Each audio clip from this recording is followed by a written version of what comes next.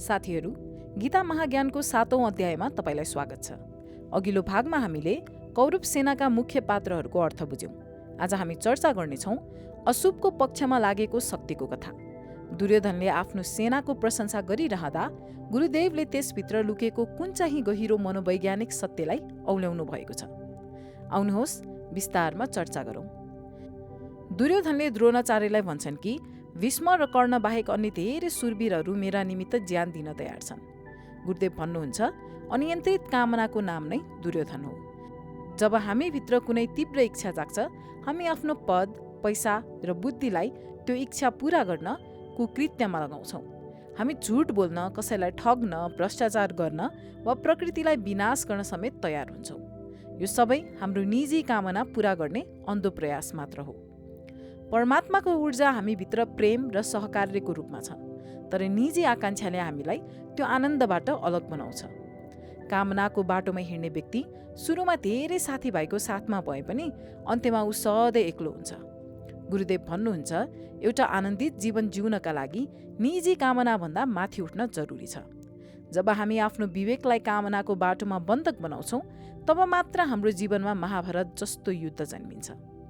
दुर्योधनले आफ्नो सेनाको प्रशंसा गर्दा वास्तवमा हामीभित्रका अशुभ केन्द्रहरू र नराम्रा पक्षहरूको वर्णन गरिरहेका छन्। गुरुदेव भन्नुहुन्छ कि अनियन्त्रित कामनाको नाम नै दुर्योधन हो। जब हामीभित्र कुनै तीव्र इच्छा जाग्छ, तब हामीभित्र रहेका सबै नराम्रा बिन्दुहरू र शक्तिहरू त्यो इच्छा पूरा गर्न, सहयोग गर्न तत्पर हुन्छन्। यो यस्तो अवस्था हो जहाँ मानिस आफ्नो कामनाको लागि मर्न र मार्न पनि तयार हुन्छ। मानिस जतिसुकै शिक्षित, विद्वान वा प्रतिभाशाली भए पनि यदि ऊ कामनाको जालोमा फसेको छ भने उसको बुद्धि अशुभको सेवामा लाग्छ। गुरुदेवले यसलाई बुद्धि र विवेकलाई बन्धक राखिएको अवस्था भन्नुभएको छ। जब हाम्रो सारा बल, ऊर्जा र खुसी केवल निजी कामना पूरा गर्ने बाटोमा मात्र लगाइन्छ, तब जीवनमा अशान्ति र आन्तरिक महाभारतको युद्ध सुरु हुन्छ। पुस्तकमा गुरुदेवले सपनाको रोचक उदाहरण दिनुभएको छ।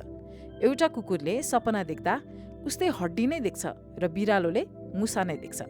यसको अर्थ यो हो कि मानिसको जस्तो नियत हुन्छ, उस्तै संसारलाई र शास्त्रलाई पनि त्यस्तै देख्छ। दुर्योधनले आफ्नो खराब नियतलाई सही साबित गर्न शास्त्रको गलत तर्क दिए चाहिँ हामी पनि आफ्ना नराम्रा कामलाई सही देखाउन अनेकौं तर्कहरू यानि कि लजिक बनाउँछौँ।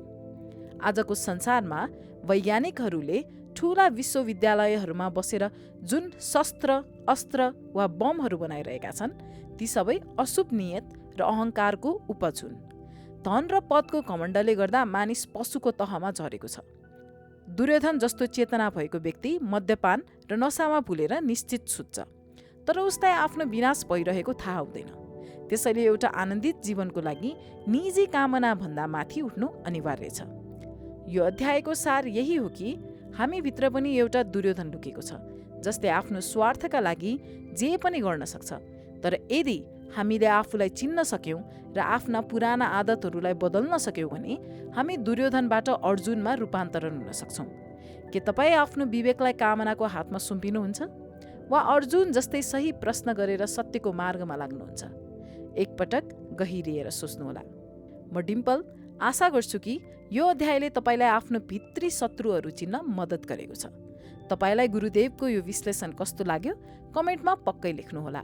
यस्तै जीवनोपयोगी भिडियोको लागि हाम्रो च्यानललाई सब्स्क्राइब गर्न नभुल्नुहोला। अर्को भागमा हामी यो युद्धको अझ नयाँ पक्ष लिएर आउनेछौँ। धेरै धेरै धन्यवाद।